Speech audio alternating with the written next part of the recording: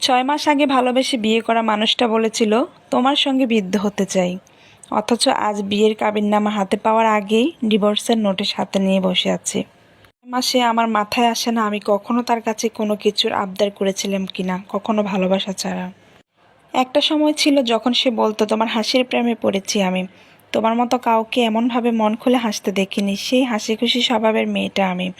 আজ ঠিক কতদিন হাসি না গুনতে পারবো না। তাকে ভালোবেসে আমি আমার ক্যারিয়ার বিসর্জন দিয়ে দেই, সেই মানুষটা আজ 35 দিন আমাকে রাস্তায় ফেলে রেখে চলে গেছে ভিখারির মতো।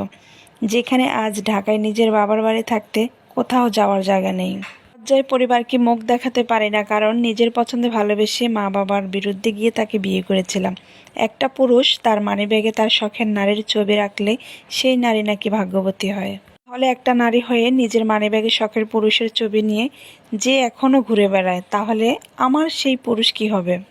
রান্নার প্রশংসা যে পুরুষ পঞ্চমুখ থাকতো, যাওয়ার আগে সেই পুরুষ বলে গেছে আমার জন্য সে 3 বেলা ঠিক মতো খেতে পারেনি। পুরুষটা বারবার বলতো তুমি জব করো, তোমাকে কোনো ছেলে পটিয়ে পাশিয়ে আমার থেকে দূরে সরিয়ে দিলে কি করব। সেখানে তার ভালোবাসা আর নিজের সংসারের কথা চিন্তা করে দিনের স্ট্রাগল, কষ্ট করে গড়ে তোলা কেরিয়ার সব বিসর্জন দিয়ে দিন শেষে আমাকেই দোষ দিয়ে গেছে।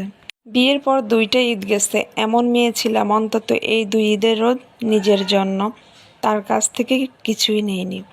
নিজের যত খরচ নিজে চালিয়েছি, এমনকি কখনো বাজারও যদি করতে যাই বলিনি যে বাজারে যাব টাকা দিন। সে পুরুষ যাওয়ার আগে দোষ দিয়ে গেছে আমি তার টাকার লোভে তাকে বিয়ে করেছি। বিয়ের ঠিক 4 মাসের মাথায় জানতে পারি যে পুরুষের জীবনে নাকি আমি শ্রেষ্ঠ নারী। সেই পুরুষের আবার আগের একটা বউ আছে, যাক তারপরও সব আমি মেনে নিয়েছি। সেই আগের বউয়ের সাথে ঝামেলা করে যখন সে অসুস্থ হয়ে পড়ে, তখন একা একটা মেয়ে মানুষ হয়ে আমি তাকে বিভিন্ন হাসপাতালে নিয়ে ঘুরে বেড়াই। দিনরাত হাসপাতালে যখন তার আমি সেবা করি, সে সময় তার আগের বউ আমার সোশ্যাল মিডিয়াতে তাকে নিয়ে নোংরা কমেন্ট করতে ব্যস্ত। আর এদিকে স্বামীর মান সম্মানের কথা চিন্তা করে পরিবার পরিজন আত্মীয় স্বজন বন্ধু বান্ধব সবার কাছে সব দোষ নিজের উপর নিয়েছি যে ফেক মানুষ আমার প্রেমিক ছিল, বিয়ে করে ফেলেছি তাই রিভেঞ্জ নিচ্ছে। অথচ যাওয়ার আগে সেই পুরুষ আমাকে বলে গেছে আমি তার কোনো যত্ন নেইনি, আমি কারো সংসার করার যোগ্য না। এমনও দিন গেছে যে হাসপাতালে ভর্তি ছিল, টাকা নেই, বিল দিবে। তার বাবাকে বারবার ফোন দিয়ে টাকা চাইলেও দেয়নি। অবশেষে নিজের জমানো কিছু টাকা ছিল, তাও তার হাসপাতালের বিল দিয়ে শেষ করেছি।